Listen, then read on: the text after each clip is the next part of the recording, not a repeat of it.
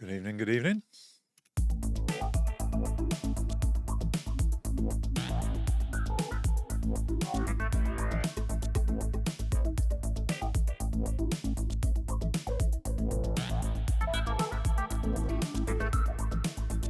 This is the tune we'll be working on today. Let's see, little Morrigan's come to join us.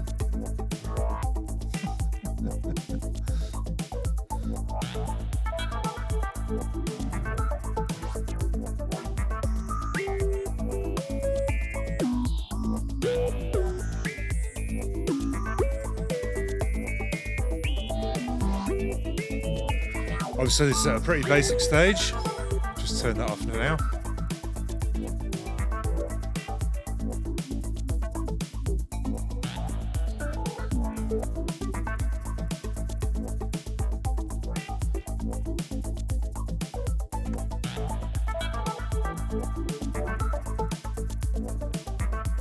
This is a tune I was working on, I guess, about a couple of weeks ago. Some regular viewers might recognise it. A tune sent to me by Charlie of Altera Project that will be an Altera Project tune. And in the last session on this, I just made some quite basic sounds for it, basically. Kind of this kind of stuff. Nothing too special. That's what I set out to make, really. I set out to make some just kind of like solid sounds that can help support the groove and to help start to pad out this section. Now, actually, this track, I do know, has a large amount of sounds. At the weekend, I was over at Charlie's. In fact, we were all together, me, Dane and Charlie, making some sounds for this on a very relaxed Saturday, napping and making sounds for this while very hungover from a gig I had in Sheffield. And there are lots of incredibly cool sounds that we made, but I don't have them here. I'm working on this just fresh with no other sounds save what I've made myself. And as you can probably hear from this, from what we played at the beginning, this is not sounding too special as of yet. It's solid, or some of the sounds are solid. Like these sounds are solid. But there's nothing really stand out about it. There's nothing that really grabs your attention. It's all kind of chugs along on a fairly kind of flat line without any spikes or dips in energy. And this is what I'm looking to remedy today.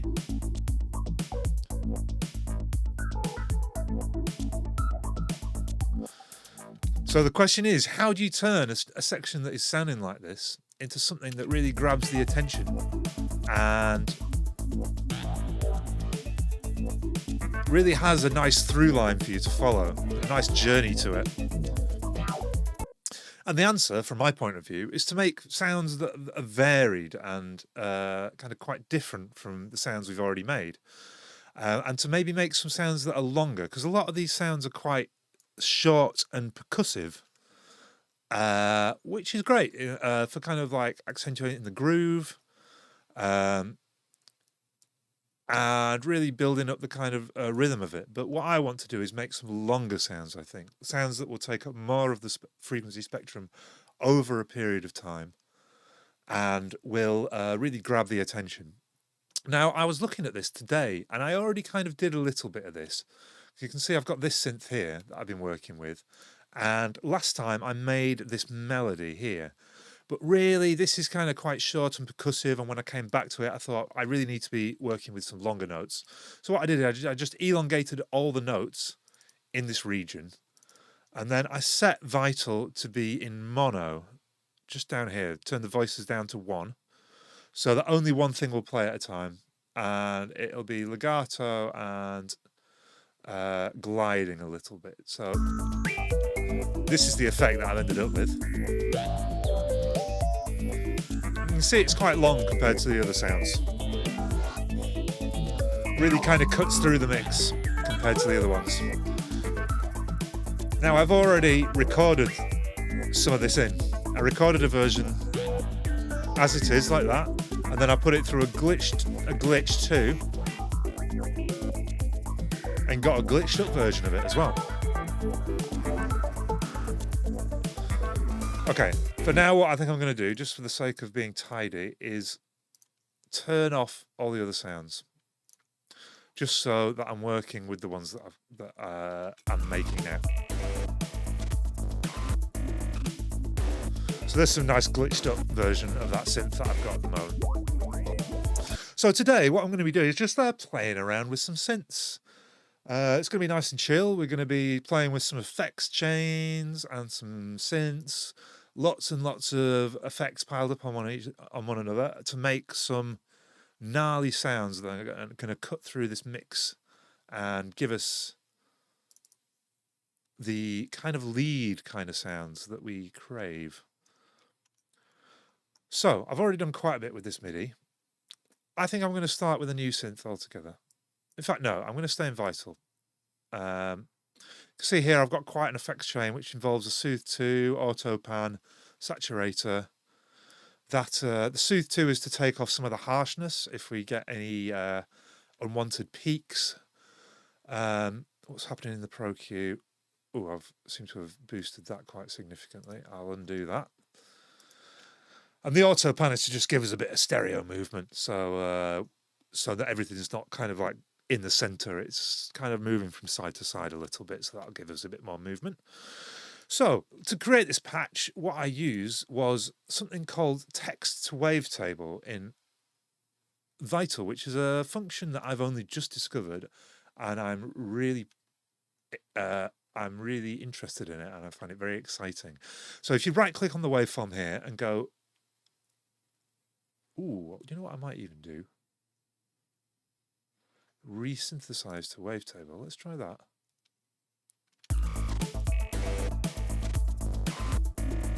No, that hasn't worked. I'm going to go text to wavetable. And what this does is you just type in some text, such as anything you want. That'll do for now.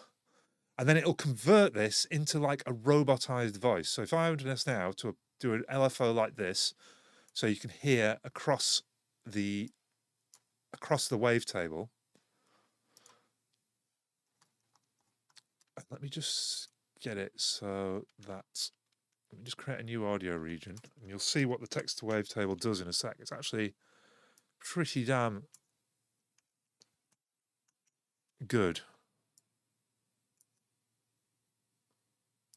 Help if I turn the track on.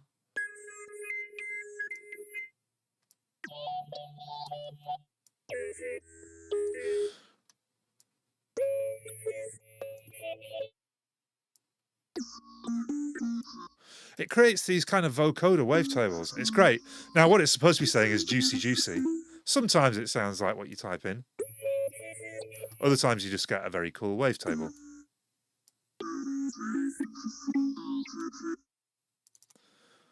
So let's go in here and just take off some of the effects that I've put on, because I have put quite a few on. Maybe that'll be more obvious now.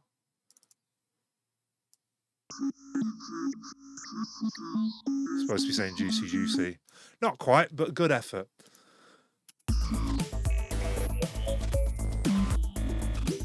But I think because I've already used the text to wavetable down here once, I don't think that's what I'm going to be using for this.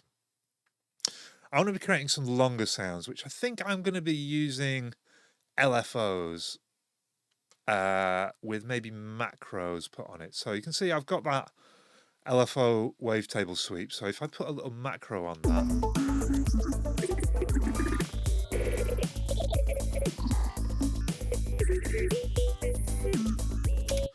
and if I use a little filter as well, and I also use this LFO on the filter cutoff.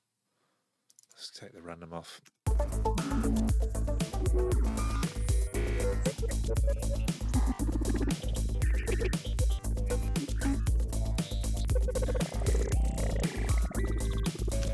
Oh yeah, sounding a bit kind of weird. Let's just try a phaser.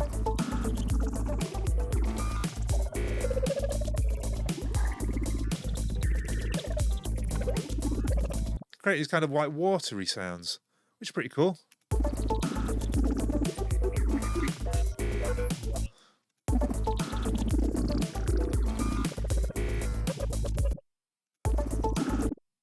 And you can get these kind of like little trill effects. Might record some of those in. I might use some of them. I might not though, we'll see.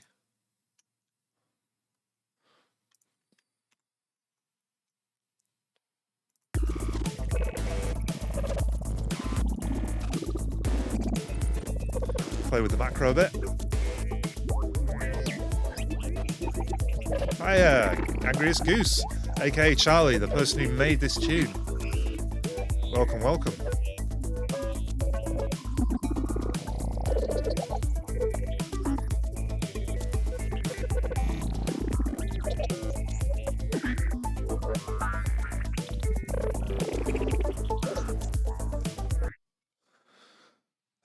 Pretty cool. Hopefully that's recorded the automation in. Let's have a little look. Oh, it has recorded the automation in. Right. So if I set the, oh, come on. If I set the loop to just as where I've recorded that automation, and I'm going to play with some effects chains on top of that, because I think these kind of trilly things might work well through some kind of multi-effects. I use Glitch 2 quite a lot, so I'm going to swerve that for now. Go to my Glitch Multi, and I'm going to load up a Stutter Edit. Now, Stutter Edit is quite a unique plugin. It's got these kind of banks.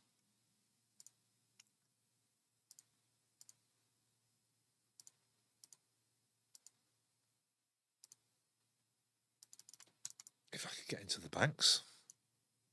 Looks like I cannot.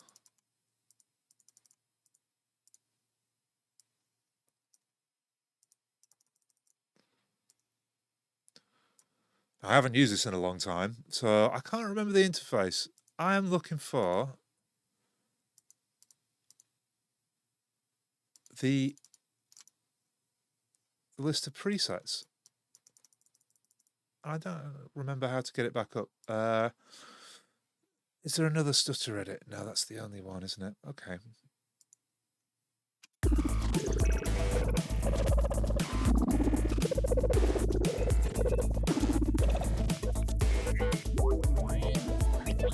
Hey, there we go. Phew. All right. So we got all these banks. Now, Stutter Edit, unfortunately, it's a great plugin. What it does is it accepts MIDI in, and for each note, it's got like a scene of an effects chain that it plays out. So what I'm going to try and do is send some random MIDI to this. This best of bank is really good. So the annoying thing about Stutter Edit is you cannot like automate in the automation lanes, like all the parameters in here. It's just a set sequence that it plays. So I tend to just use the kind of factory banks, randomize it, and see what comes out, basically, because I don't really like it. It doesn't suit my workflow to be going in and editing everything. I like to really automate things if I'm going to do that. So what I'm going to do is set up another MIDI track separate to this. And I'm going to set in some MIDI. Now this is not going to be MIDI that's going to be heard. This is just going to be MIDI that's going to be triggering the Stutter Edit. So it doesn't matter about what key it's in for now.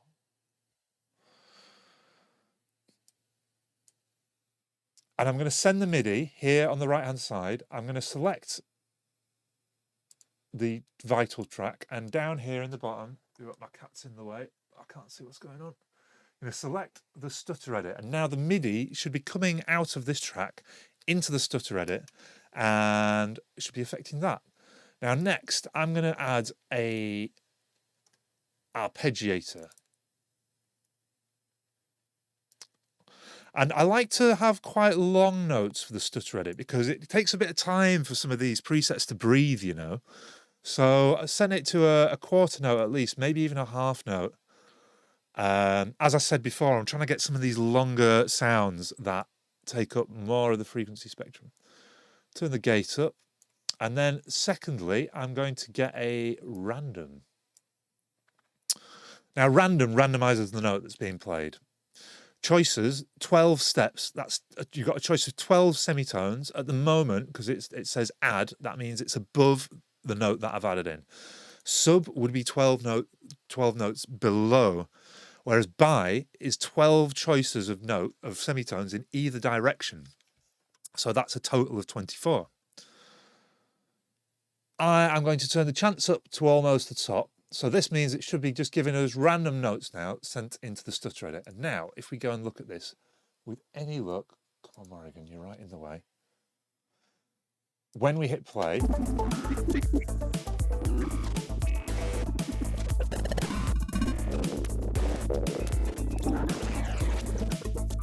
pretty crazy. I might even set this to even longer to a whole note.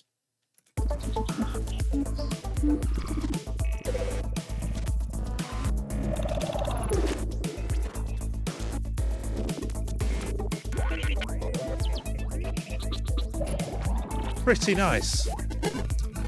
Now, because I'm using just the factory banks in stutter edit, I'm not going to just leave it like that because some of those might be quite recognizable by a lot of people who use the plugin. So I'm going to put an infiltrator after and see if we can't mess this up even more in pleasing ways.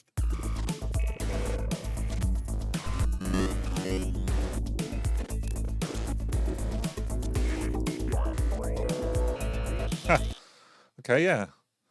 Some promising results. What's going on here? So what I need to do is get a little randomizer on that. So you don't have to move. I need to see down there. My cat's just right in the way. Right, I'm going to configure this. And I'm going to grab that, and I'm going to grab that, and I'm going to be randomizing them. And that's a good start. Come on, Morrigan. Come on. Just bite my hand rather than let me look at my infiltrator. Okay.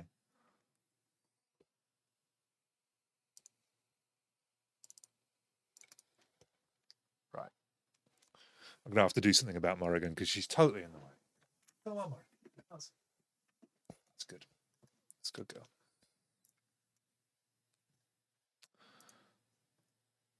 Right, there we go. I can see what I'm doing now.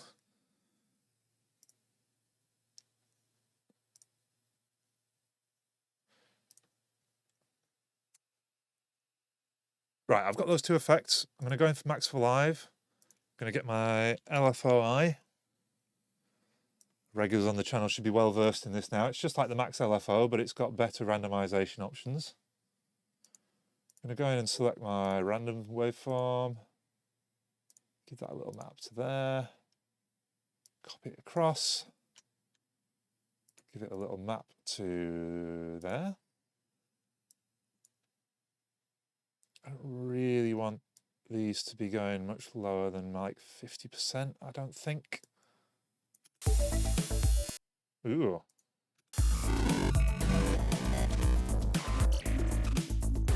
Sounding very atonal. I'm wondering what happens if I then put a auto tuner after that. It might bring some of these atonal sounds back into tonality. Okay, so again, Morrigan's just sat right back where she shouldn't have done it again. Come on, Morrigan, what are you doing? Come on. Out the way of my auto tuner, I need to let's do that, Morrigan. Oh. You're really in the way there.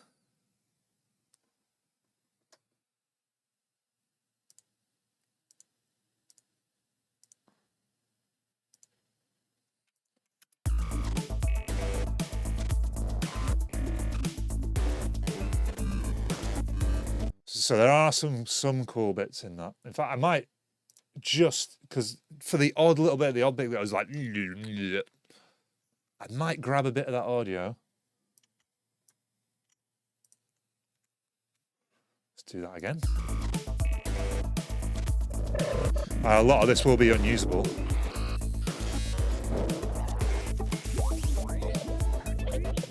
But the odd bit will be very usable.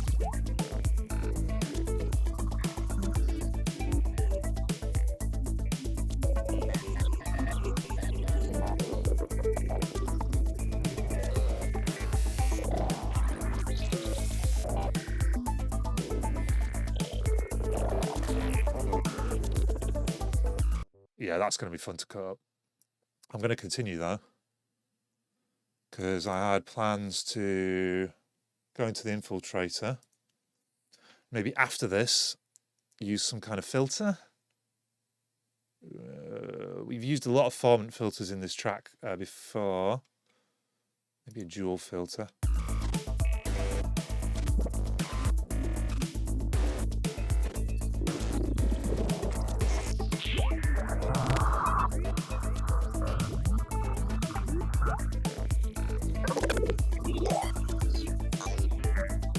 Oh, yeah.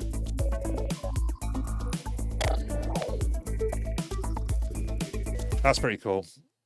If I do the same to just hit configure and grab that cut off and add a LFO to it. There we go. Oh, yeah.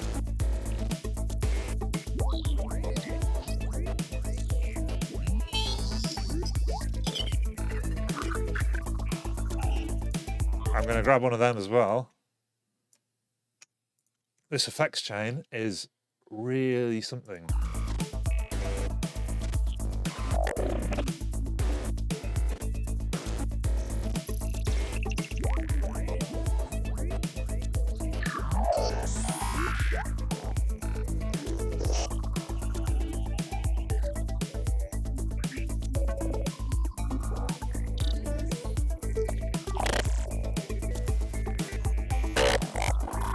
Ooh.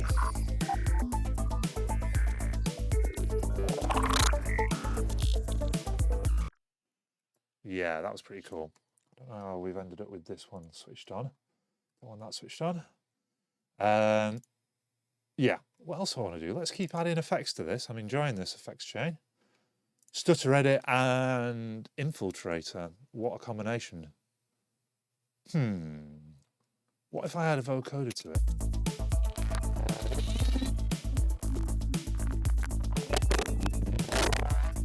Oh, that's a bit nuts. Nah. Frequency modulation?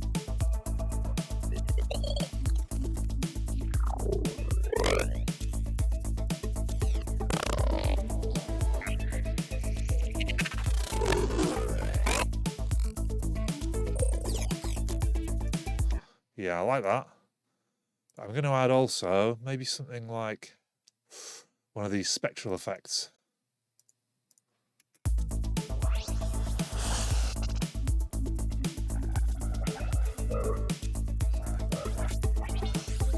And if we have both of those randomized, I think that's going to create some really special moments. So if I go ahead and do that and that.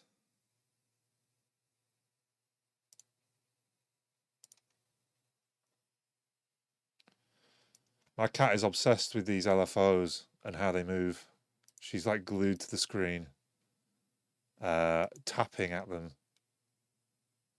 hoping that they're food, presumably.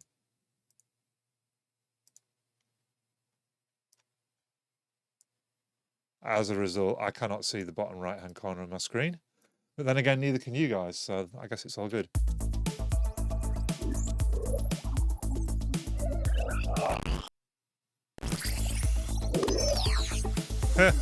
Okay, lots of effects, and I'm reaching the limits of what my processor can handle right now. So I think after I bounce this one, I think I will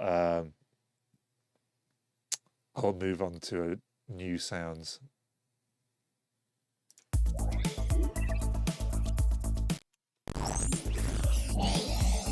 Whoa.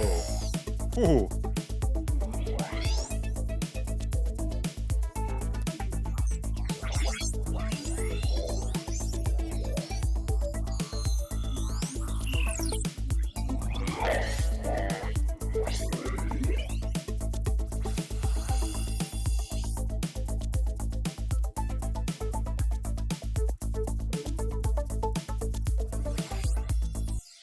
Okay, okay. That's plenty of sounds to be cracking on with for this particular round, I believe. I got some other ideas of sounds to make in a bit. I think I'm going to add in maybe some more kind of like vocal, spoken word kind of stuff. Oh, making it awkward for me tonight.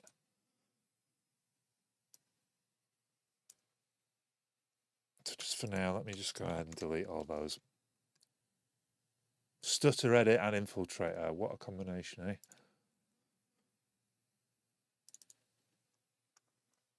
And another idea I had for things to add in was like some more kind of like pure sound design stuff. So go get some like Foley recordings and then put those through a load of effects chains and see what comes out. As we are here, we've got 1, 2, 3, 4, 5 tracks to edit down, but luckily it's not very long, so I think it shouldn't take too long.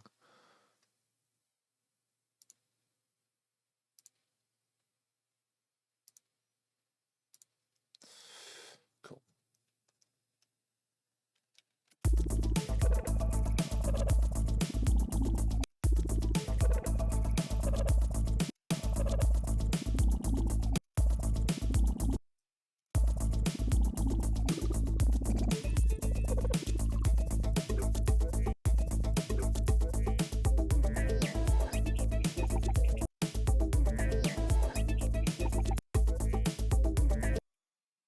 Turn these up. Can't quite hear them very well.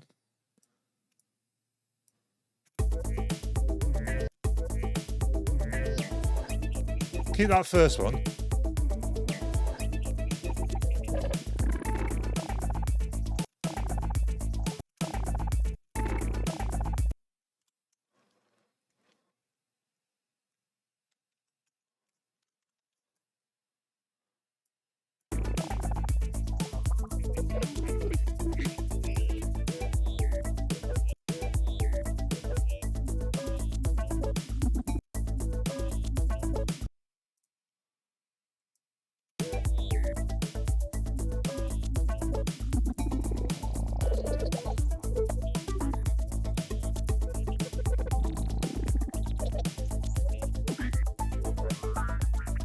Oh, this is nice.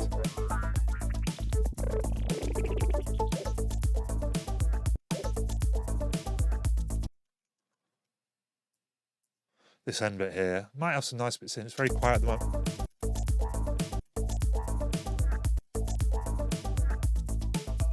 Yeah, cool. So a few nice bits. I'm going to try and make sure they're all kind of nicely audible, really. Next one. Let's blast through these real quick.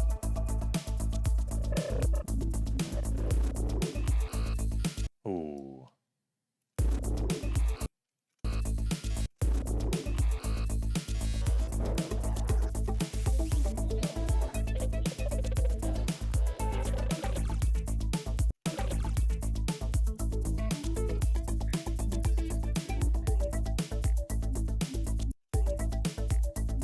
Ooh. I wonder about this. Very quiet. Like that little...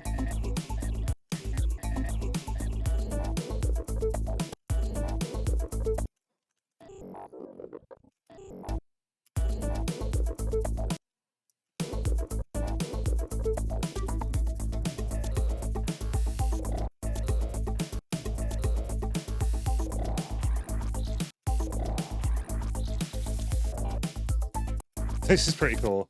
Very messy. It'd be interesting to see whether this actually fits in with all the other stuff that's going on, but...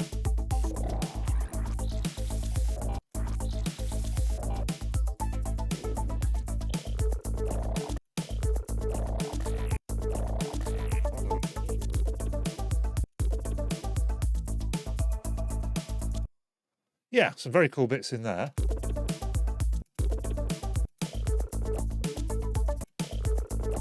I really love that.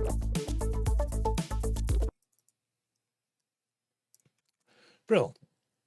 That's 2 down.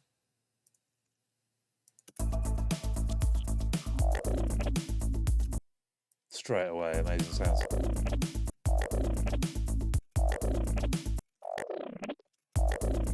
The little artifact in this, can you hear that? It's a little that sounds wrong. It's somewhere around here. I think maybe this one.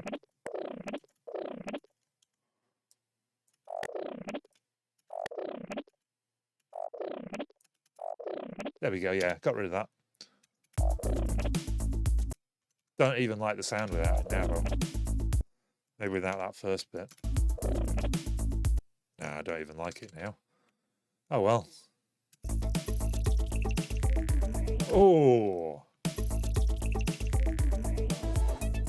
Love that whole sound. I can stay. It might even work because it's just very high frequencies, this sound. It might actually work layered with some other sounds which are doing kind of more mid frequencies. Yeah, they're more mid frequencies. So if you have both of them on at the same time for this bar, hopefully they'll fit together.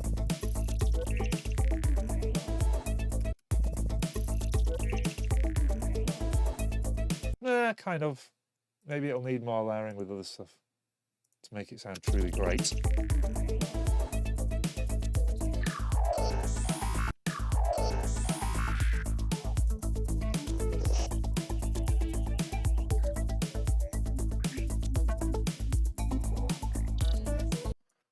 Potential bits in here, but too quiet.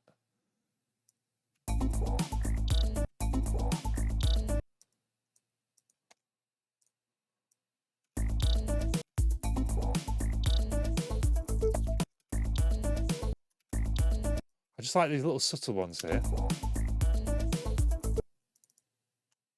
Both of them need to come up a little bit, I think.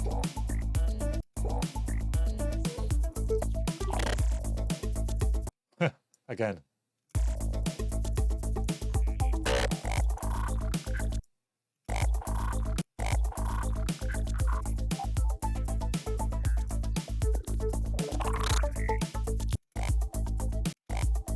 Like this sound.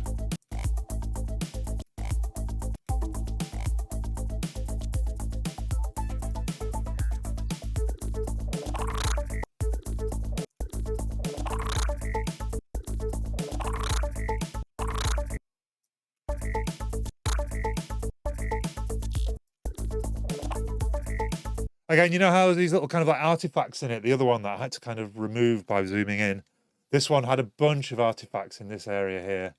Unfortunately, because the rest of without the sound, the artifacts were great. Without the artifacts, the sound was great, sorry. Cool, 3 down, cracking through these. Oh, just 1 more to go and then we'll put it all together. Move on to a different type of sound.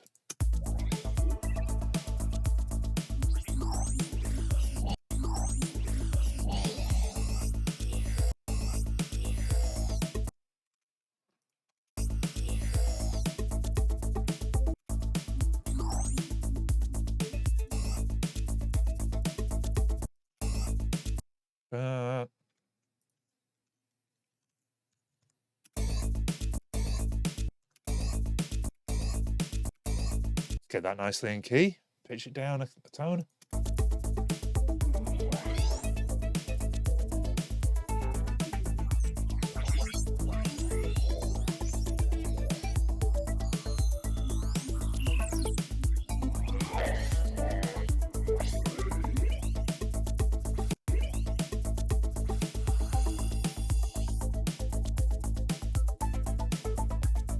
Okay, so slim pickings on this one, but that's cool.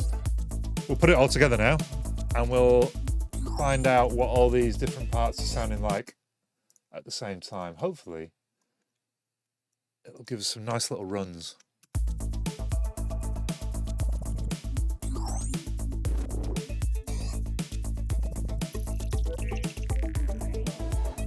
That bit's pretty nice. I mean to do that.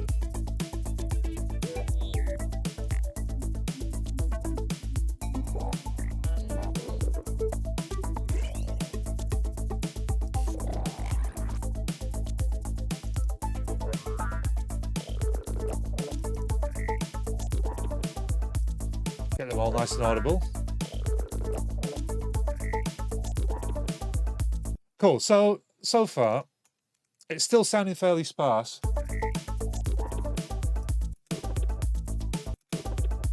I think these sounds will need other sounds added in amongst them. And as I said, I've got some other ideas of stuff to make. And then I've got these other ones later on, if I'm still stuck for stuff, that I could add in as well. Right, but for now, what I'm going to do is create myself a new audio track. Because what I'm going to be using is just something that I downloaded off the NASA SoundCloud. Now, I think, I could be wrong, but I'm pretty certain that the NASA SoundCloud, certainly all the space sounds that they make, they want you to like download them and use them in creative projects. That's cool. It's like an open creative license, basically. And I think the same is true of their kind of more podcasty stuff as well. So I'm going to be using this as a basis for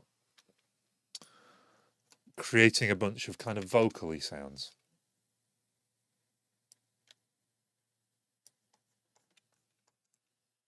Quite an honor to be here and to learn from you. Yeah. Okay. Let's try again. Houston, we have a podcast. Of your role, you work very closely with the International Space Station program. Is that right? I do, and I love my role. I work strategic and internal comms for the program, which is based here at Johnson. Okay, let's get into the meat of the actual podcast. Across North America, passing over Mexico, the United States, and Canada. This kind of eclipse is an awe-inspiring event that drastically changes how we see the tube over the United States begins here in Texas and crosses all the way up to Maine. The great news. I don't really want stuff about the US. I want stuff about the eclipse. The thing I love about working for the agency is there is a multitude and rendezvous. And now, what is the more descriptive? What do you do on the day-to-day? Yeah.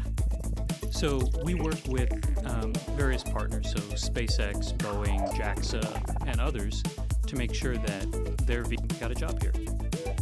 So orbital mechanics, working in mission control, you work ISS and... My job involves a lot of orbital mechanics, and we also use a lot of vision-based sensors to track where the target vehicle... Yeah, this sounds like there might be some cool bits in it. Right. Just get rid of that for now. So what I'm going to do is I'm going to warp this and select all in the clip down here. So I've got everything selected. And then if I go Control-Shift-U...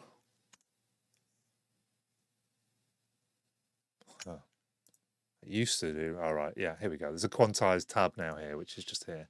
Used to press Control-Shift-U to quantize. Now you just go to this tab and do that. And hopefully what this will do is you can see here, there's all these little white dots that it's got in at the top here. These are all the transients that it's detected.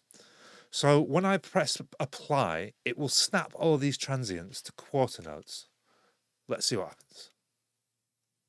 So orbital mechanics, working in mission control, you work ISS and Artemis. How does your day-to-day job apply to your understanding of solar eclipses? So I'm not a planetary scientist. Okay. My primary concern is where the moon is in terms of interference with our sensors. Yeah. Now I'm not really looking to grab like whole chunks of this text. I don't really want like the whole text to really be audible. I'm just going to be chopping up little bits of it. To aid me in this, I'm going to do the whole robot voice thing. If you haven't seen this trick before, it's a common trick, how to robotize any sound. We're going to be grabbing a delay, such as this. The simple delay will do this trick just fine. I find it's pretty good for it actually, because if you turn off this sync, it'll take you into milliseconds. Now, I'm going to be using a certain number of milliseconds that will correspond to the wavelength of the frequency of the track. It's going to be a bit of a trial and error, this. I'm going to have to... let's see if I've got a tuner. No. Is there a tuner in the Ableton audio effects? I've never used it before, but I saw someone using the tuner for this. There we go. Yeah, tuner. So I'm in A. So if I turn the feedback way up here,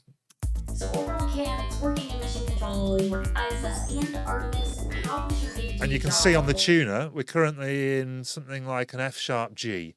So what we want is A.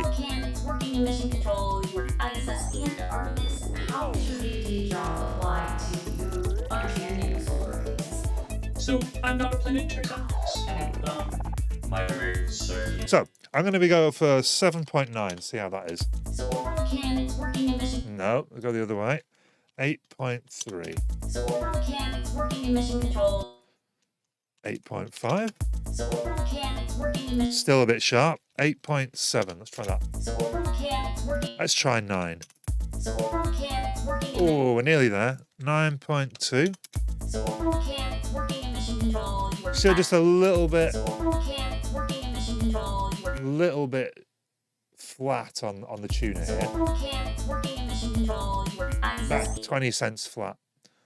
So maybe try 9.15. Closer, still a tiny bit flat. So I need to bring this down a little bit. 9.12. Let's try.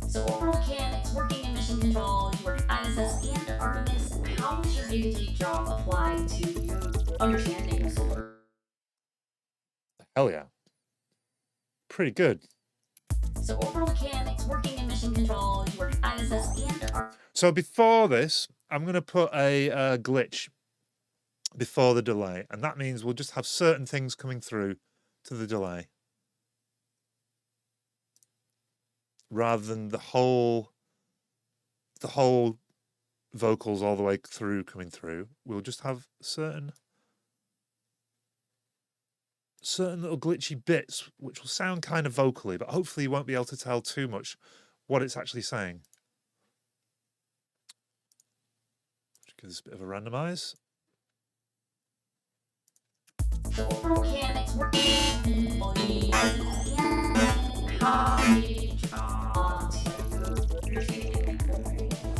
So I'm not finishing songs.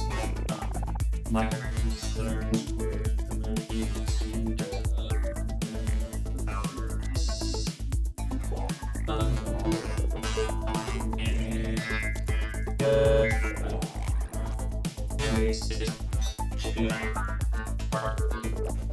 There we go. Just got a few random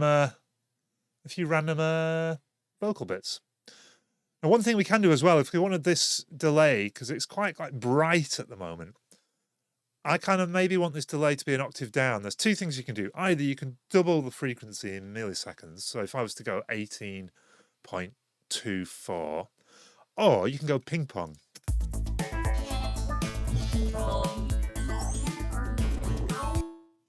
Yeah.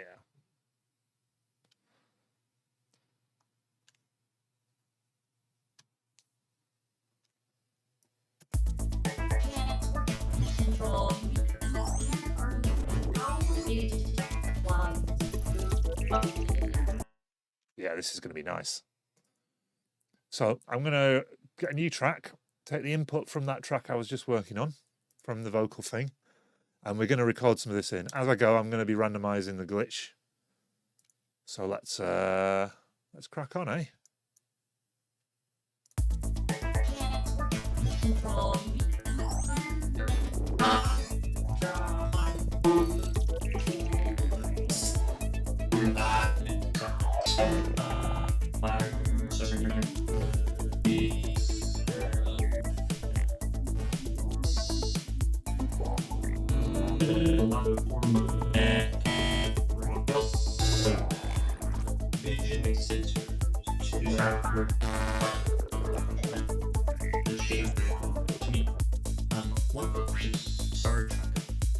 It works and looks at from the and easy the all stars line has that we can go okay look at this pattern of stars these constellations and they map this is a map that I was getting and know that key is very simple but the movement is smooth and cool.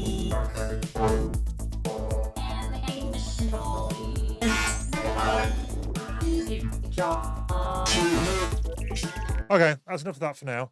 I'm going to record more of this, but one thing I'm going to do is I'm going to do this and just grab a different bit of audio just so there's a bit more variety. We're not getting the same thing each time. I will need to do the same thing of quantizing it though. Warp, select all, quantize. Oh, excuse me. And I'm going to put some. I'm actually going to use the stutter edit again because I think the stutter edit can be really cool for this kind of stuff.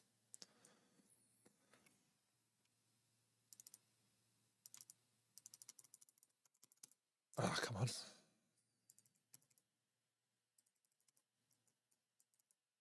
Doesn't want to let me get into that anymore. Oh well.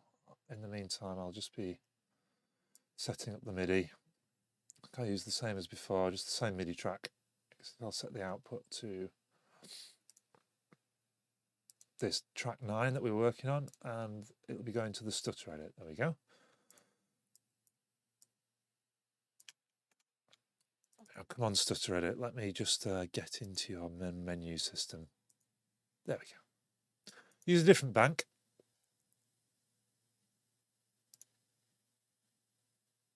Best of factory bank is what I was using. Maybe I'll use something like the New World Bank. What notes is this using? Right, so it's using C1 to C above C6. Okay, so we can still use the same parameters on the MIDI because we've got C4 and then we're up and down 12. I actually want to change the random choices to 24, I think, and that'll give us a total of 48 choices, 24 semitones either side of the note, which gives us 48 options for triggering different scenes within stutter edit. Now this should be interesting because it's going through the glitch, then through the stutter edit, then through this robot delay. Let's see what it sounds like. It could sound absolutely awful, or it could be genius.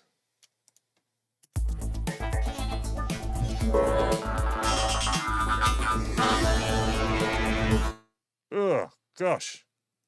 Oh, right, it'd be helpful if I turned off the last thing I recorded, plus all these things as well, I think. See if that was as messy as it sounded. I'm going to turn this down a bit.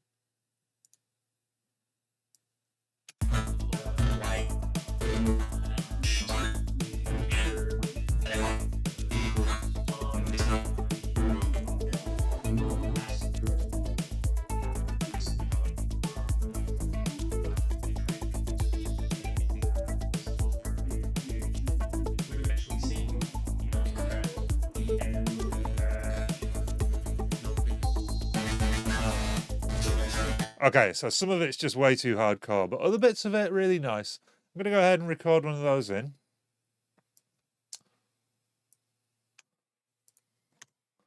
Volume tends to jump quite a lot, so I'll turn this down just for the sake of all our ears and speakers and stuff.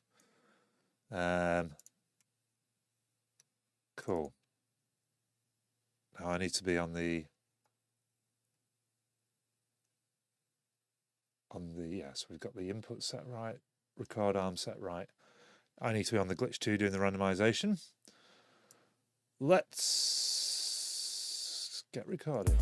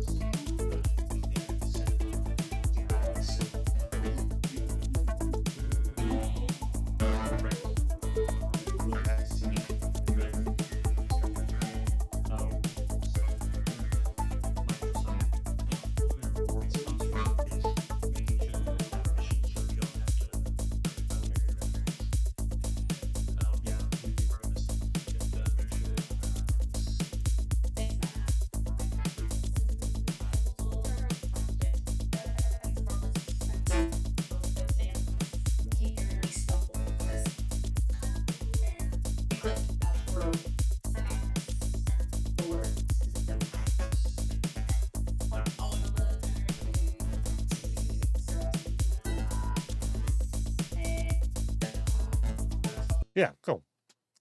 So that's another couple of bits we can add in.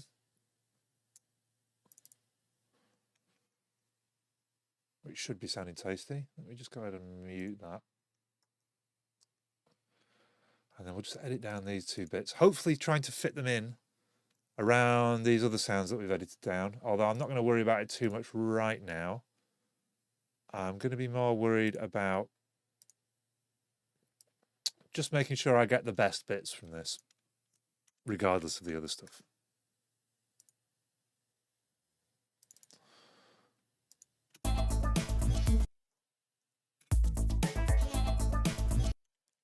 Already some cool bits.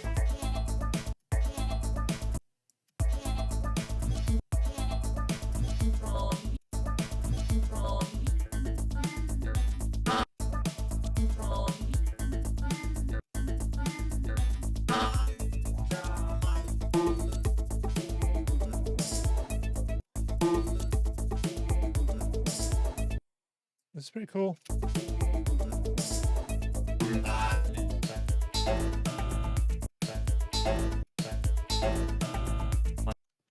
I like this sound, but it's out of time. Wondering if doing some...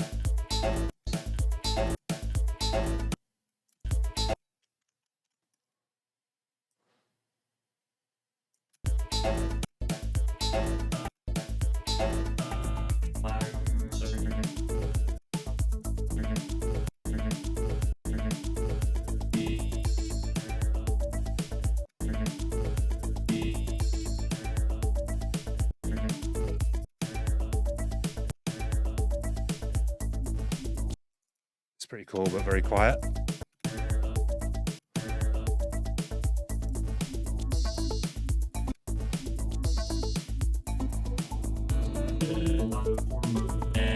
Oh.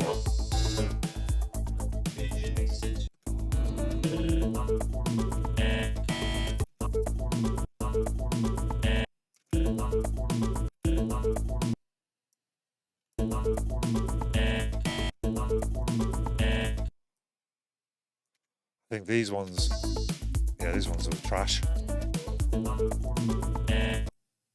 These ones were not trash. This one could be cool, but it's too loud. No, I actually don't like the tone of that one.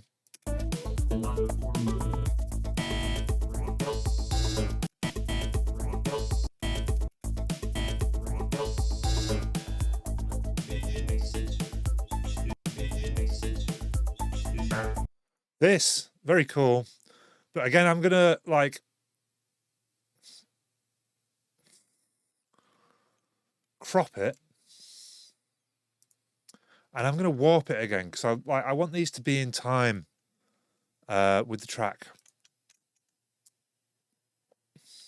So let's see about.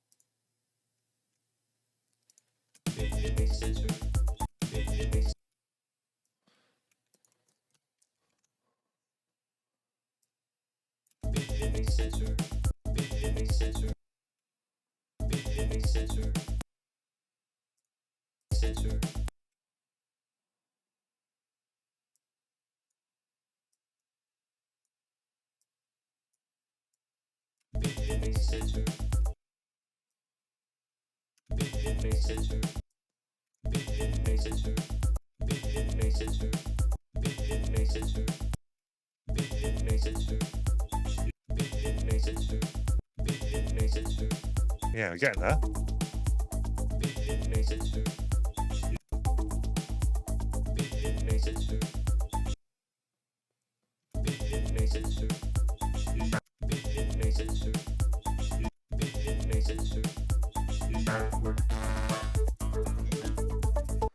I think that's going to be pretty cool in context with everything else. That should shine through the mix.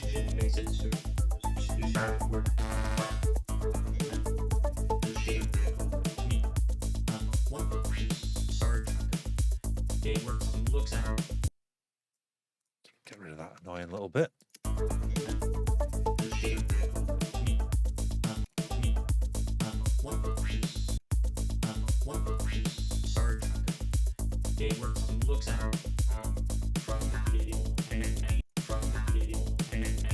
Yeah, very cool. Love this little bit here.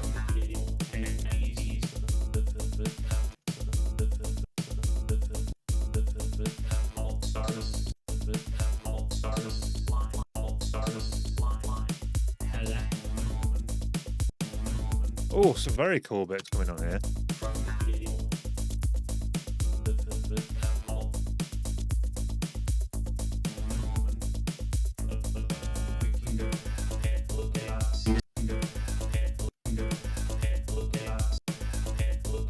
This pattern of stars, these collections, and they map. This is a map that I was given.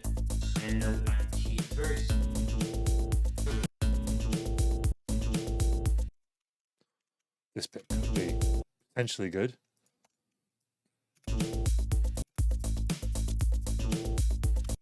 Yeah, just a little bit tighter, choppier.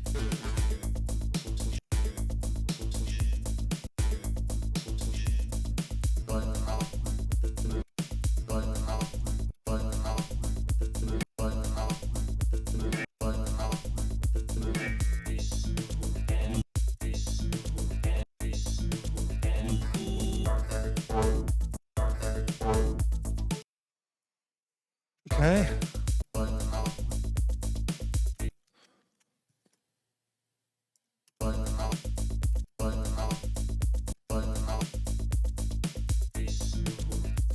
Quite a few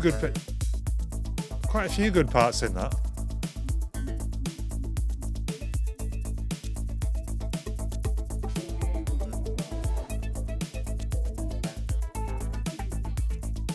One thing I do need to do is put a low cut.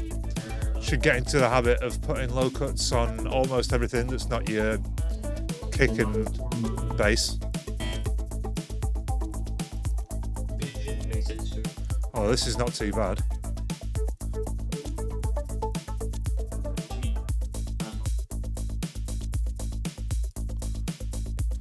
Some of these I'll probably end up like delaying or something as well.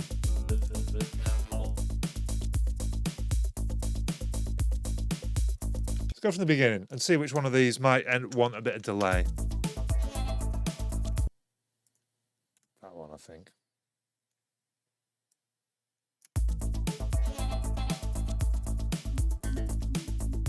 No, not that delay. Oh, this delay. I'm going to add another, just in case I've used that on something else. That's a very short one. I'm looking to make a longer delay that kind of rings out a bit longer. But just in case I've used that short delay for some other things, I don't want to mess with them and destroy what I've done. So I'm just going to make a new delay. And I think I'll use something like a replica. Oh, this is not what I wanted to do. I wanted to create a return track, not a MIDI track.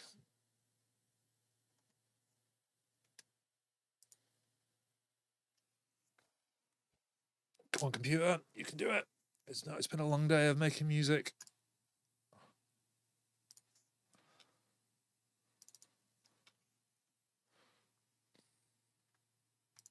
Like one of them. Turn the mix all the way up because it's a send. Give it a bit of feedback.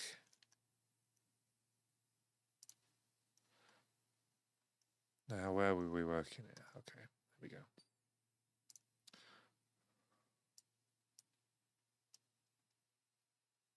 Let's try this.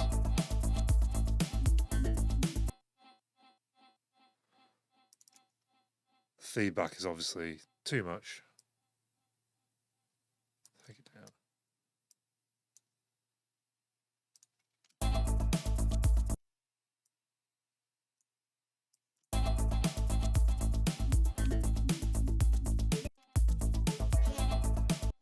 Don't like this, I've decided. Might do good with a big reverb on this thing though. Oh yeah, that's the one.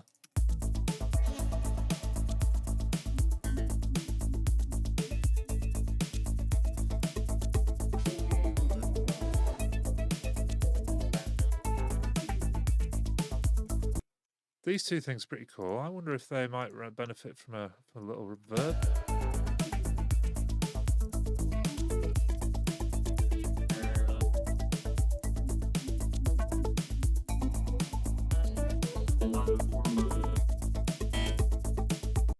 This one here. Nope. That sounds rough. Obviously some bad frequencies in that particular bit that don't suit being reverbed. Don't like the sound, I've decided. Can't be saved.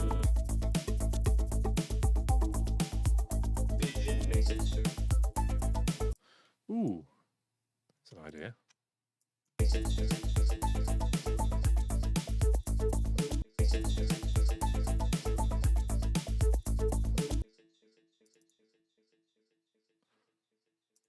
What if we made this, instead of an eighth dot, a quarter dot? Yeah, that's nicer.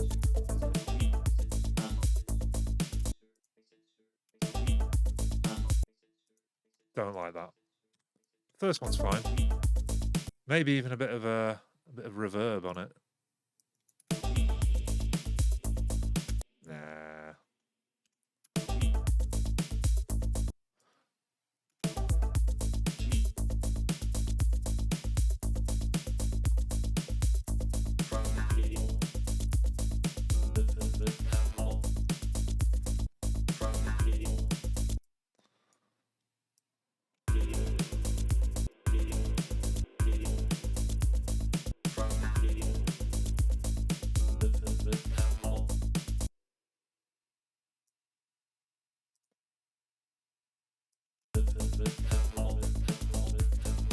No.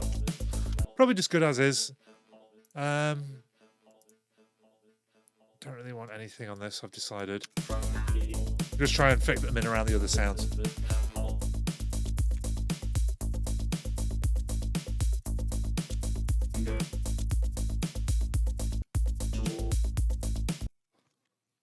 This one might benefit from a delay.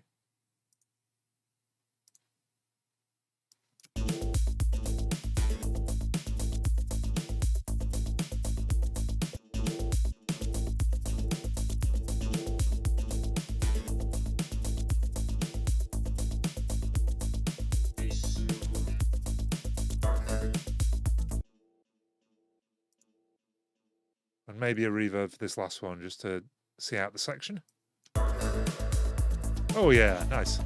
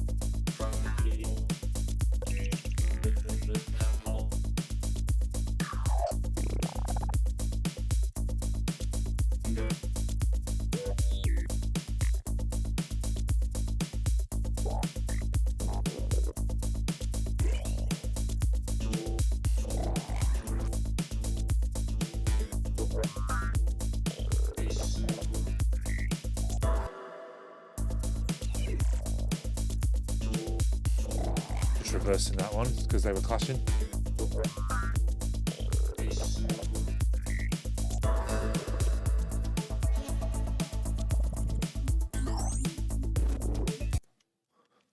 These two things clash here, so I wonder if we do that.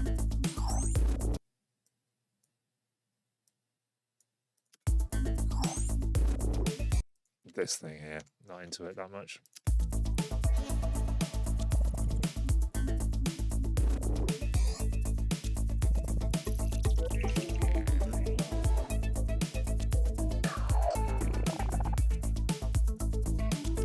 Cool. Getting there slowly. It's definitely sounding a bit more unique than when we started. Then when we start adding in some of the other sounds, I think that'll be cool as well. What I think because we've used quite a lot of the vocal on this, I'm not sure if we need the other vocal track. Let's just have a little listen. Actually, no, yeah, I am going to edit down the other one as well. Now that I think about it, I think there were some pretty cool sounds in there. I'm going to turn it up a bit though, so we can hear what we're doing.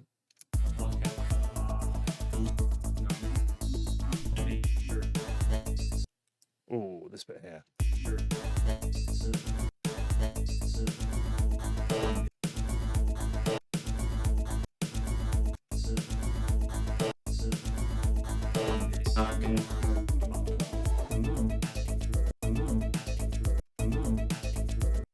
It's weird. It's good. Yeah, I think that's pretty good.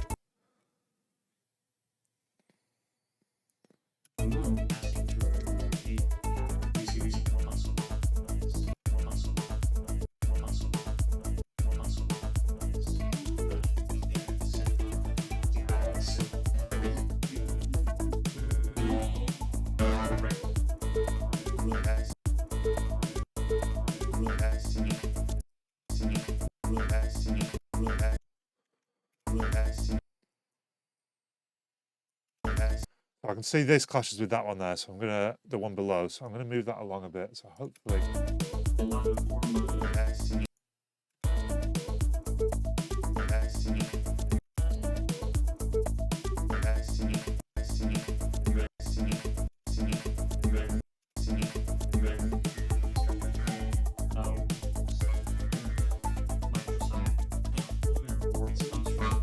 Oh, some nice filthy bits just in this bar.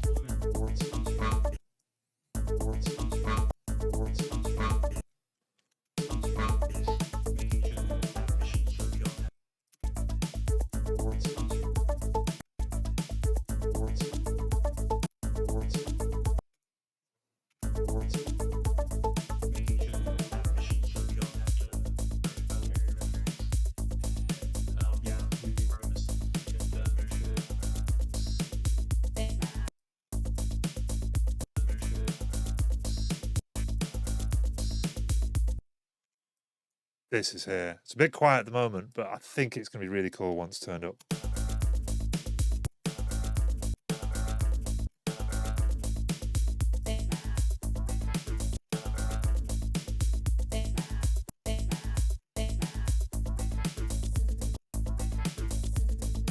This is cool. I love doing these like weird vocal things.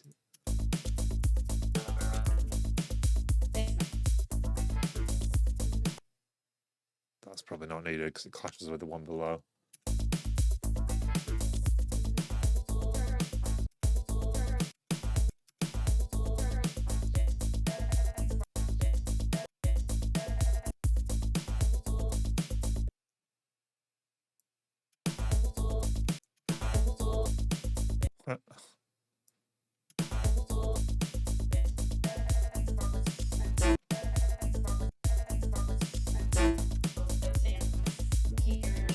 This thing I think is pretty cool.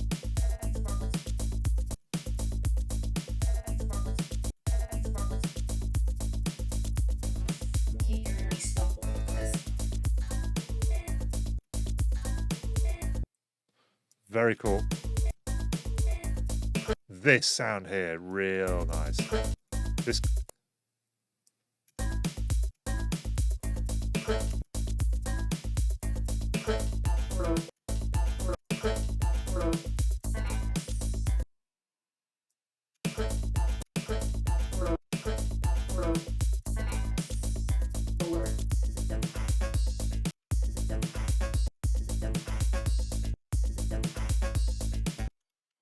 Love it.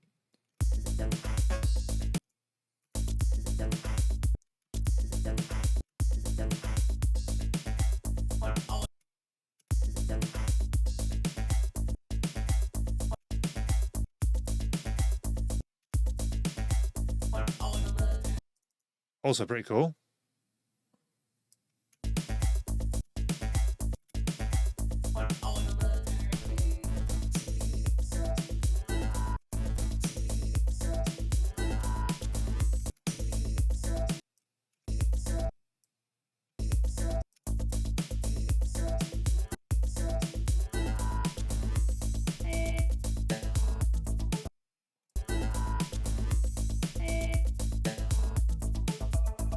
Yeah, I can go.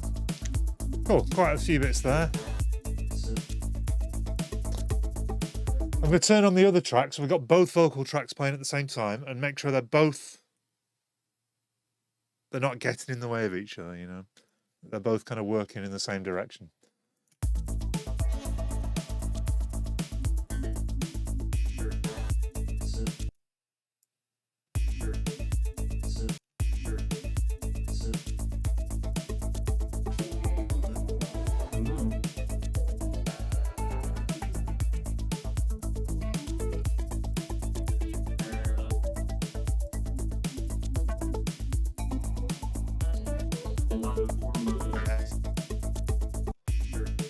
These two are not quite working together. Wondering about maybe putting this after the beat.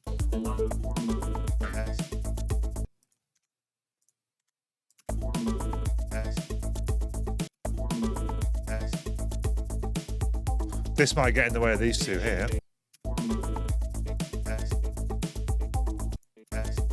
This is really nice, this sound. I wonder about delaying it.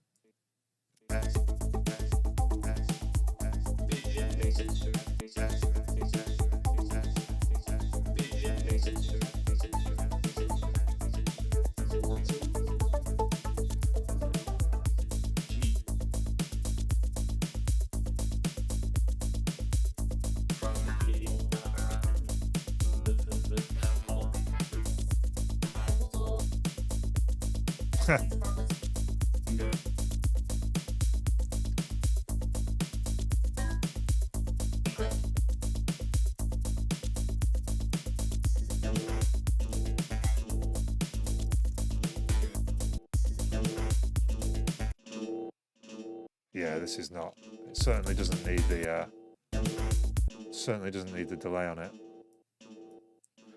Maybe it'll fit in this little gap here, maybe not. We'll see. Oh yeah, it does.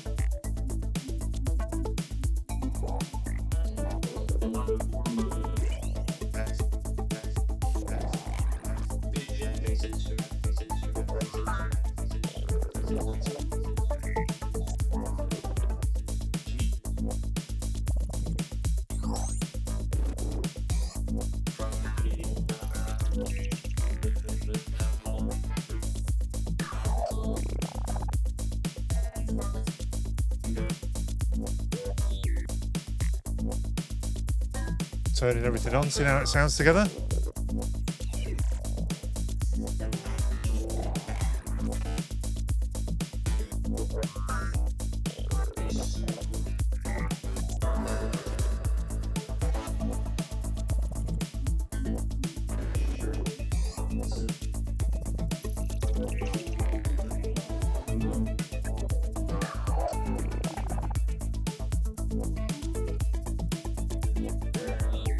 So these are the ones I recorded earlier. I think they might be pretty cool. To like fill in gaps, basically. And this one as well.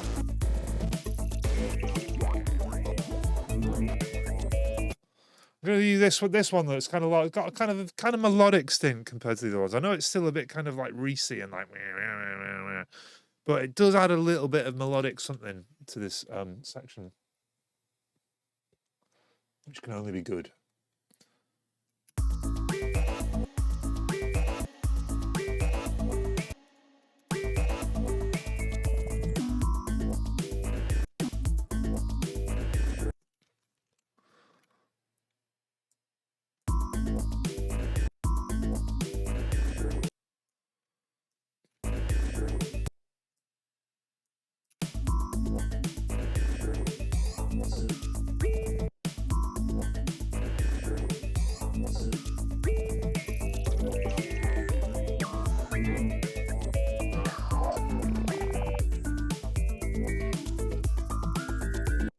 that many really usable bits though, unfortunately.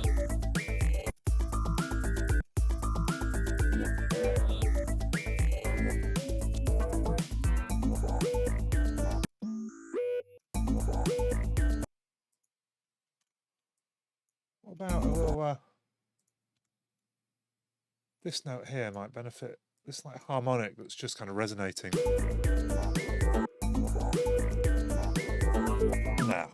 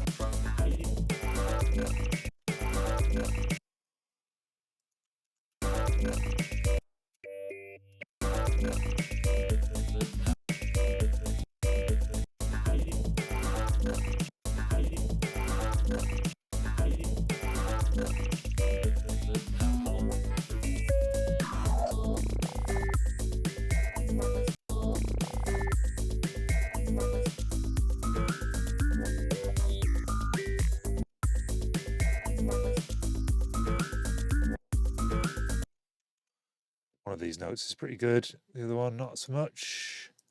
Do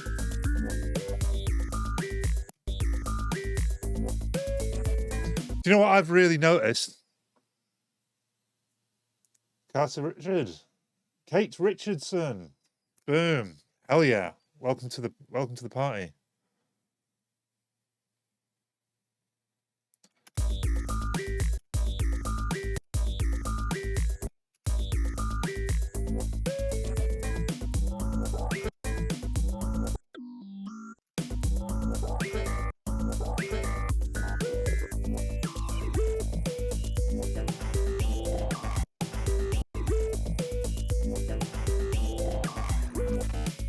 Oh, how much of this have I got to edit down?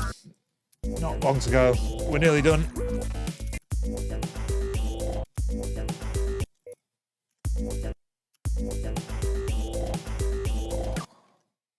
This is interacting with something here. Oh yeah, something comes in there.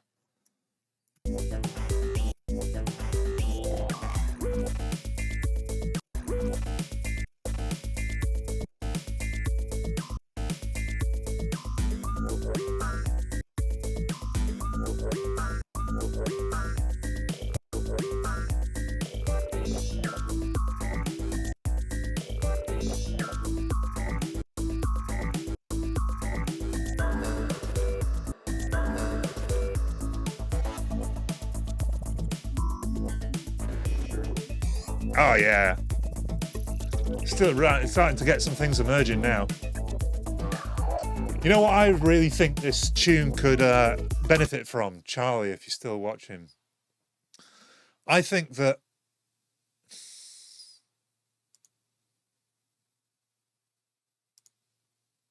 didn't want to do that. Bloody hate these new view options. I have to go into here to get the track options up. So this track could really do with some negative channel delay on the kick and possibly the snare. It feels to me a bit like the kick and the snare sit like behind the beat a tiny amount, and therefore the sounds that I'm making sound like a little bit ahead. Now they're probably not. They're probably bang on, but it's all about your perception of it. And if the perception of it is that the drums are a bit behind everything else, they're not really driving the groove forward. They are pulling it back. So just a couple, if not 3 milliseconds advance on the kick and snare, I think would really drive this track forward.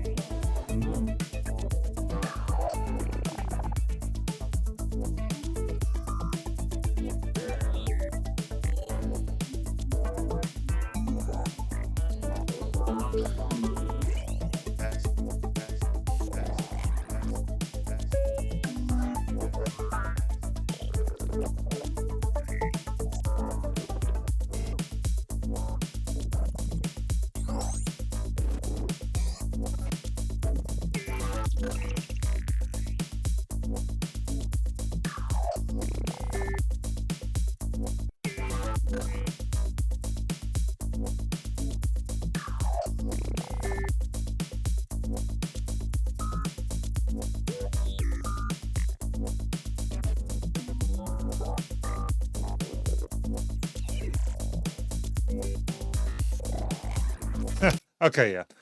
And I've heard enough of this to know that if I group all these tracks and then bounce them to one track, I never bounce down tracks if they've got like sends and stuff going on, because that can really muddy a whole bounce. But sometimes I'll just pick those bits out and then group everything else and bounce that to audio. And I like doing this because it just like simplifies the whole process rather than trying to like work with like 10 different tracks and like all the audios in different ones.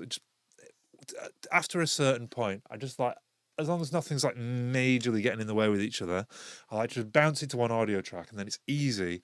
You can see you've just got it all in one track. Any nice interactions that happen, you can just cut that section out, and maybe we'll start repeating some stuff after that as well.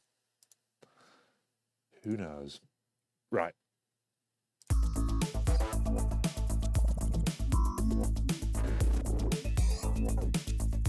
Ah, I forgot my brew. No way. It's gone cold now.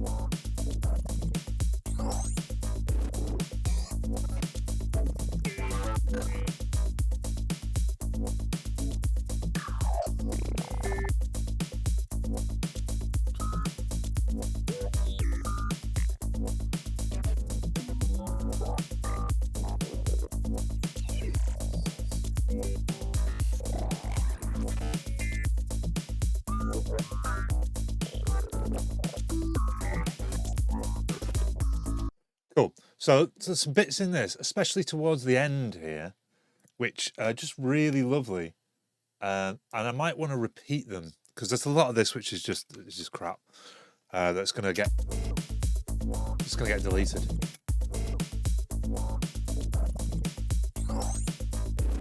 Good bits, I'm gonna put on the bottom.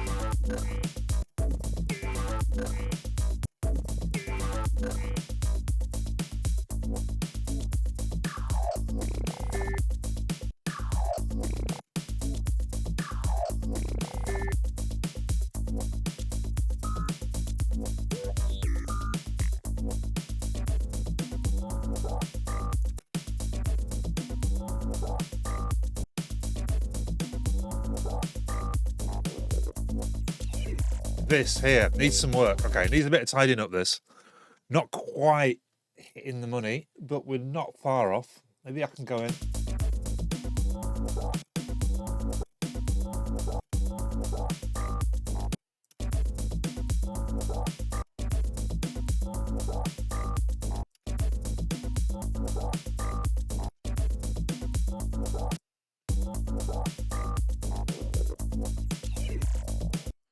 Try to get a combination that works, that sounds very tidy.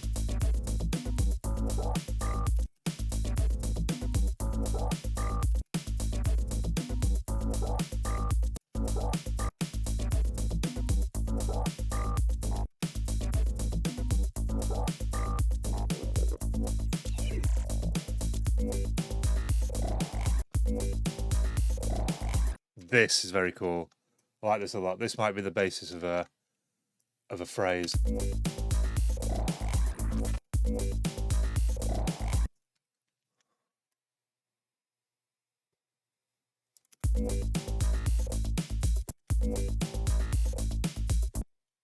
Yeah. This is really cool.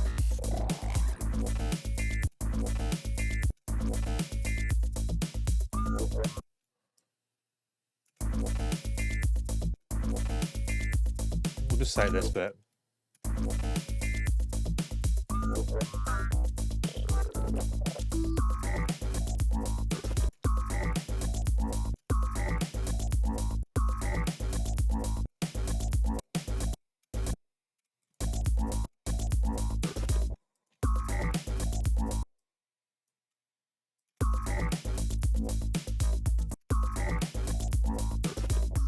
Cool. Yeah. So we got a few like really nice bits here.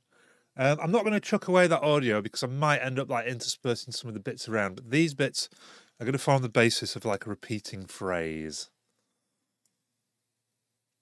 So let's just put them at the beginning.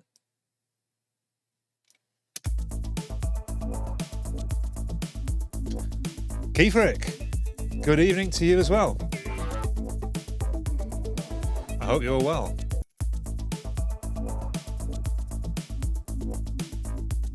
Cool. So you can see here, it's like 8 bars long, but I want these to be more like compacted, these good bits. So I've made a new track. The second 4 bars are going to go over the first 4 bars. I'm wondering if maybe these can be just repeated there. And then let's have a little rejig of stuff.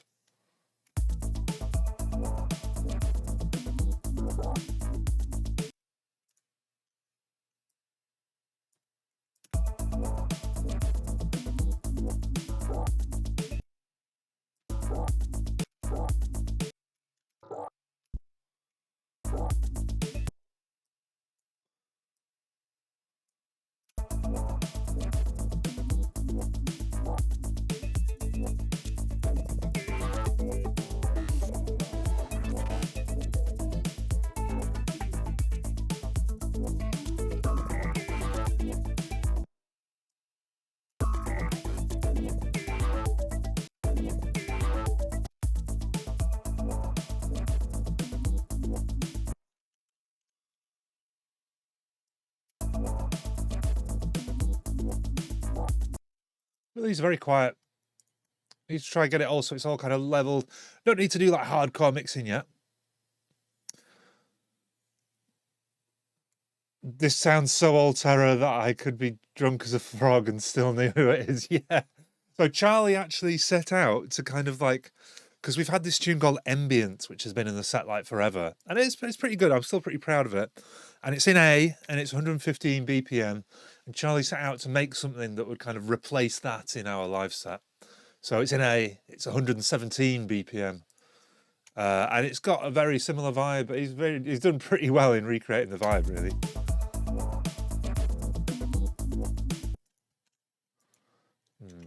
Let this be just there instead.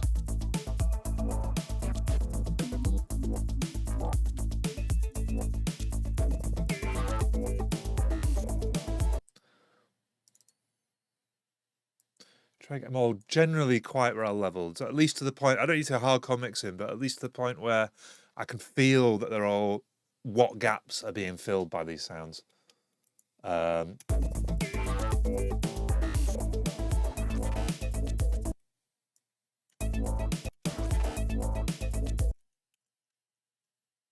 rid of that, I think.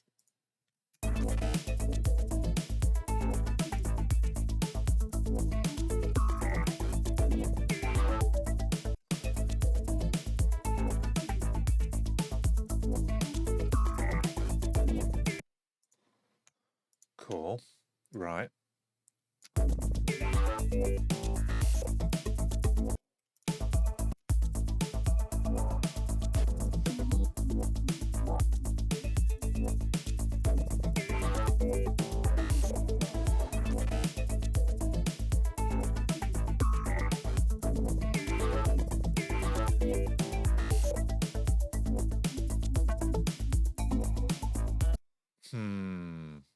Okay. Probably don't need that one. This one and this one.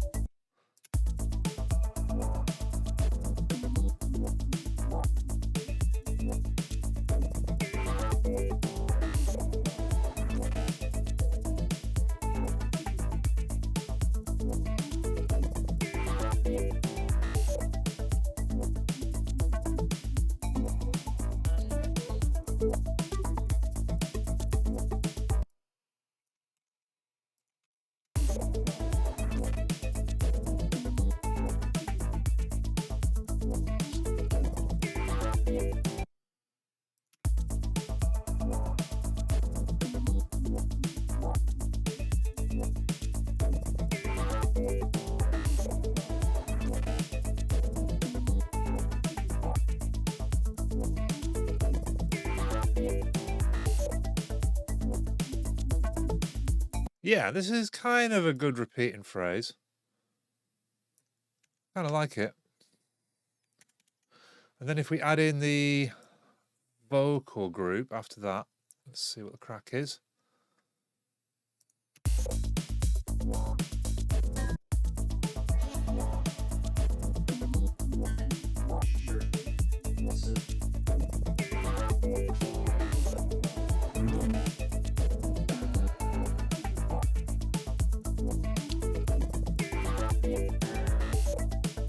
Cool. So as before, I'm going to bounce stuff to audio. This is my style. Edit and bounce, edit and bounce, edit and bounce, iteration upon iteration. That's how I like to write things. So this is going to be 22 group. At the same time, I'm going to record in... I'll have to do that through resampling. Okay, that's totally cool. We'll just do this one because the vocal group has got a load of reverbs and delays on it, which I'd like to record in with the audio. But because it's got sends, it'll have to be resampling rather than straight record.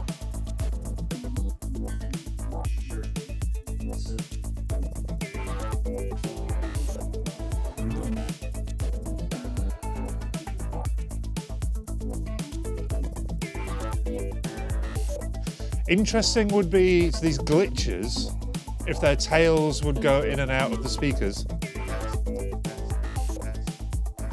Most of them just go out.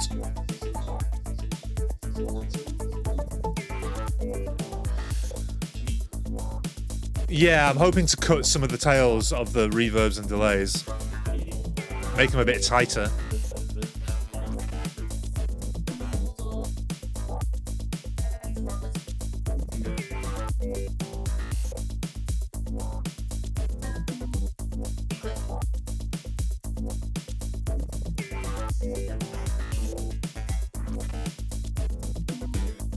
Oh yeah.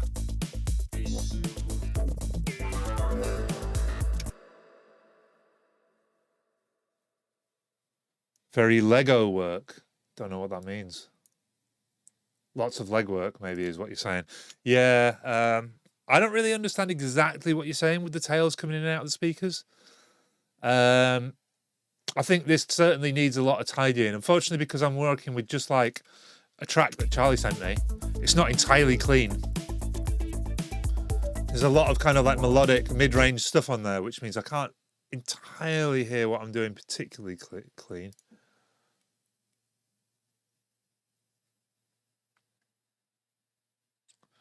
We're going to use resampling for this to get the vocal tails and stuff.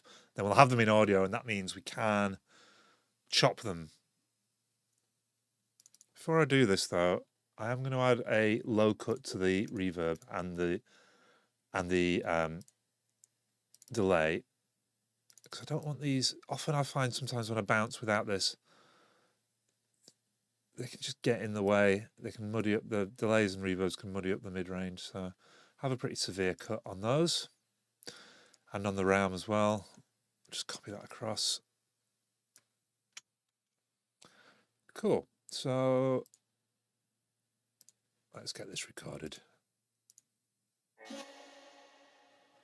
Like they blast out and sucked in like air in terms of sensation. Yeah, I think I know what you mean. And I think it's something that I do in terms of having big reverbs on stuff, but then like cutting them early before the reverb's completely like finished doing its thing. Is that what you mean? Because I do that reasonably often.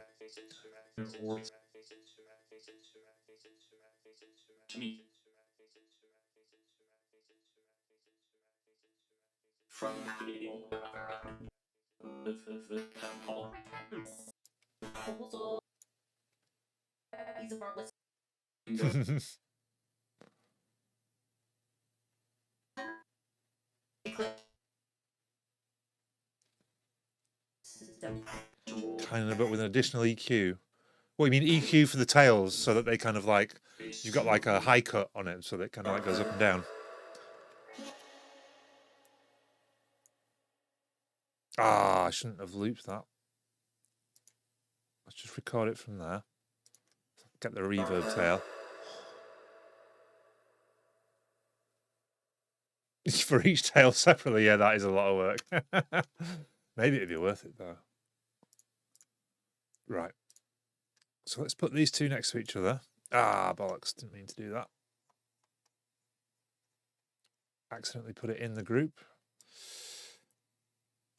So now these two tracks here are the ones with all the meat on, the blue and the purple. We can see how they're interacting. There were, again, some really amazing kind of runs, maybe around here.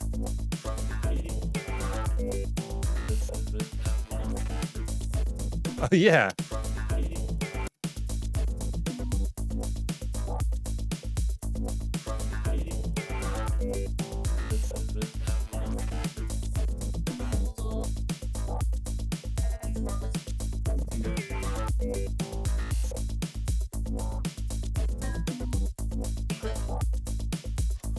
Maybe not that one.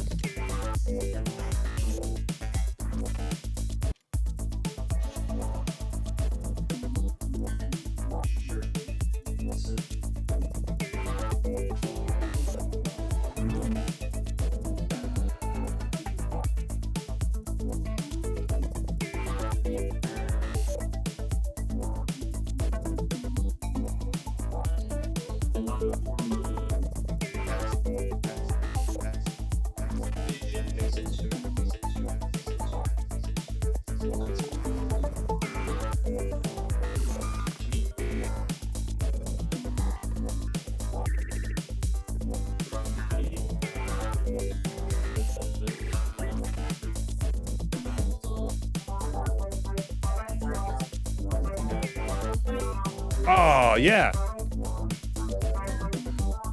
This sound here that I've already recorded, this could complement some of these really nicely.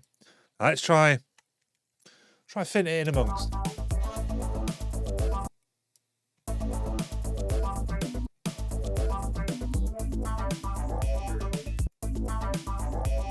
And I'm just looking to fill in some gaps here, you see. So there's a little gap in between here. Why I chose this one. Randomizer reverb may speed up. I don't want to wash it out too much, this section as well, with too many reverbs. I think I will end up cutting some of the reverbs on the vocal things, and that'll kind of achieve the effect maybe that you think is going to happen there, Kiefer.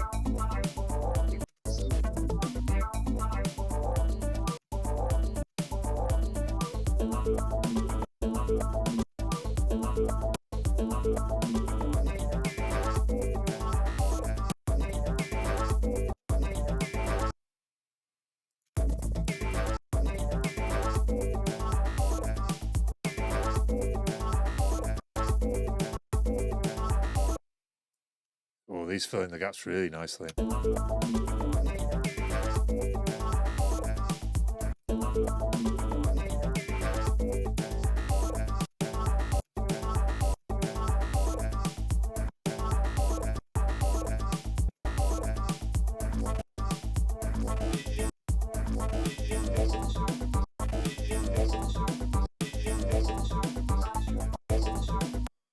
Cool.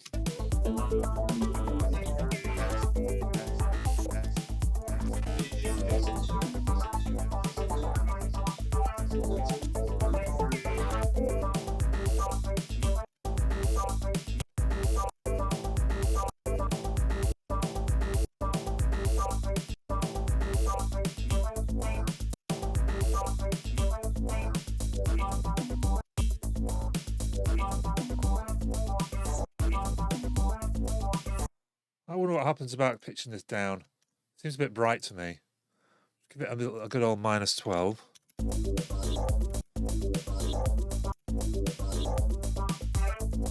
Yeah, pretty nice.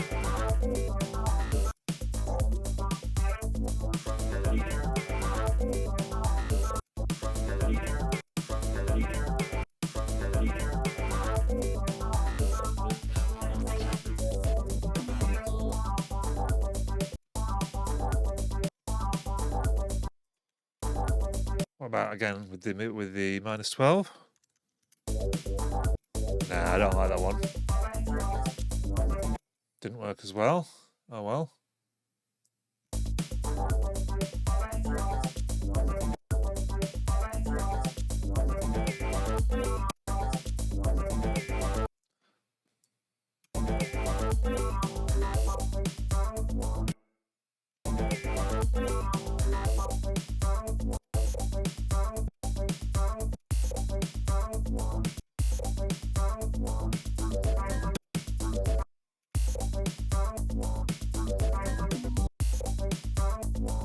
Funky.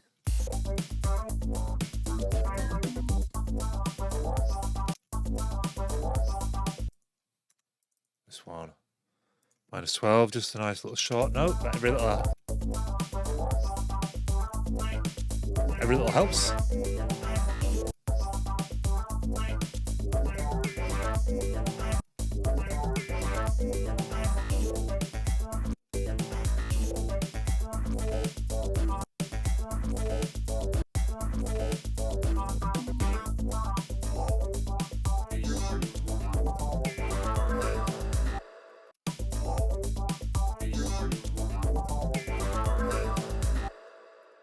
Cool. Hopefully those will sound all right. I did think they were going to complement the other sounds really nicely.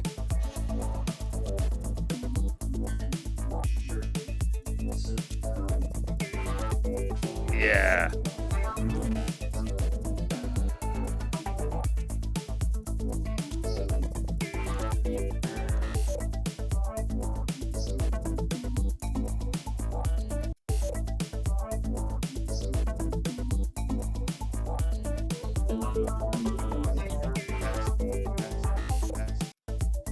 Nah, this is kind of cool, but also very messy. Maybe if that.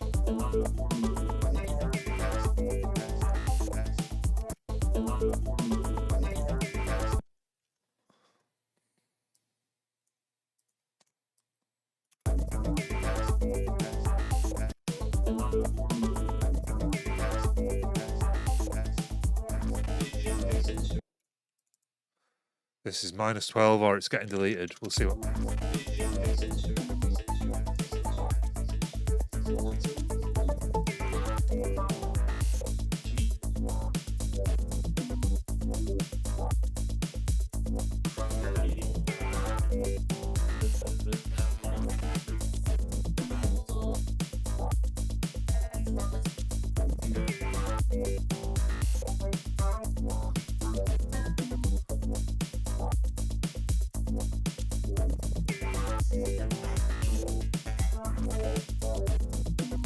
What about if we add in these?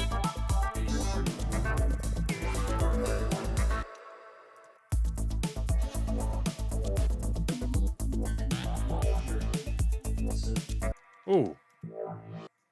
Very, very cool. Very cool. And a bit of delay, I'm thinking. No, that was wrong.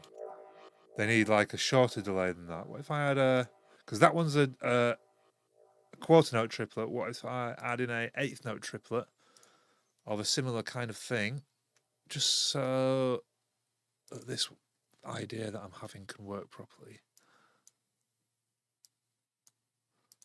I think we'll give it a wide rather than a ping pong this time.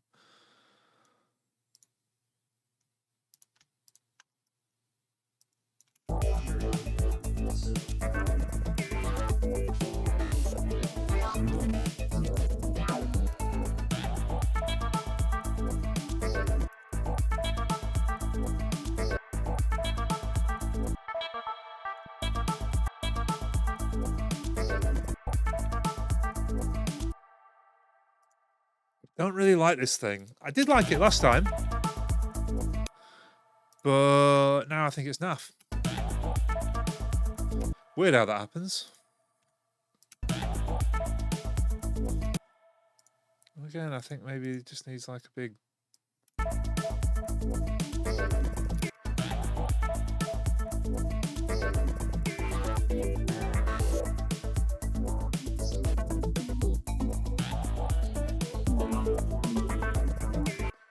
Right, you know what, guys? My ears are getting kind of shot. I've been making music all day. Whew. I think I'm going to have to leave it there because I can't really hear what needs to happen next. I have got some other ideas for sounds, but I'm just like...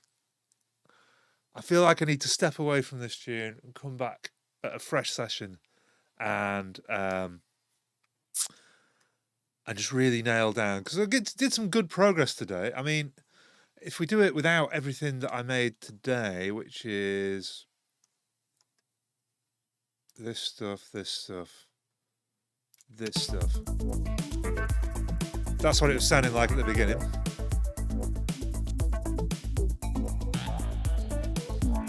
And then through a series of bouncing downs and sequential editing,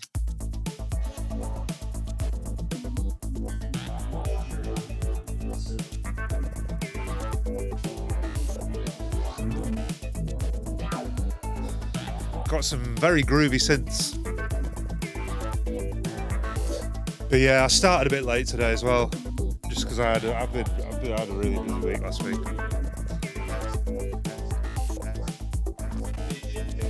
Gig in Sheffield, away all week, away from home. But it's nice to be back. Feels like forever since I did a stream.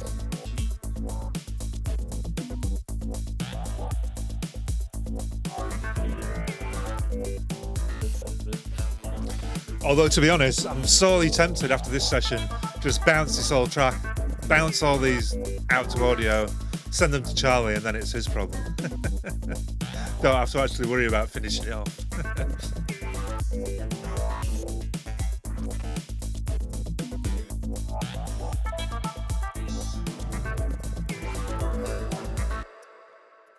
Right, thank you all for tuning in this evening. It's been great. I've had a really good fun. It's been a very chill sound design session.